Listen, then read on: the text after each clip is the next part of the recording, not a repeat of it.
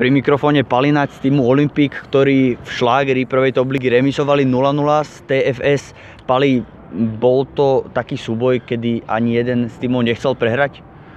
No asi hej, bol to prvý zápas po zimnej prestávke, čiže stavili sme zase na obranu, aby sme nedostali ten prvý gól, lebo z TFS stále máme také výsledky, že 0-0, 1-1.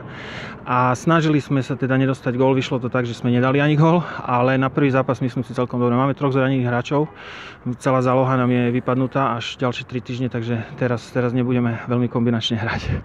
To som počul na lavičke, naozaj bol o tom rozhovor, že chýbala vám tá záloha, taká nejaká myšlienka, kreativita, preto ste asi aj stavili viacej na tú obranu a hlavne neinkasovať a do tých breakov. Presne tak, presne tak. Keď máme tých hráčov v zálohe, taký Juro, Vlado nám chýbajú dosť, tak cez ten stred robíme tie akcie. Teraz to bolo skôr také, že v obrane 2-3 prihrávky a potom nakopnutie na útočníka, čiže asi tak aj vyzeral ten výsledok a ten výkon. Nemôžeme byť spokojní, ale nie som ani nespokojný teda s chalanmi. Myslíš, že TFS by sa vyjadrili podobne k tomu zápasu, alebo je to skôr pre vás dobrý bod? Myslím si, že mali sme viacej vyložených šancí, dvakrát sme išli sám na brankára, neviem, no možno to je môj skreslený pohľad, ale myslím, že remíza je zaslúžená, takže myslím, že aj oni by mali byť spokojní s bodom teda. Pali, ďakujem a všetko dobré do ďalších zápasov.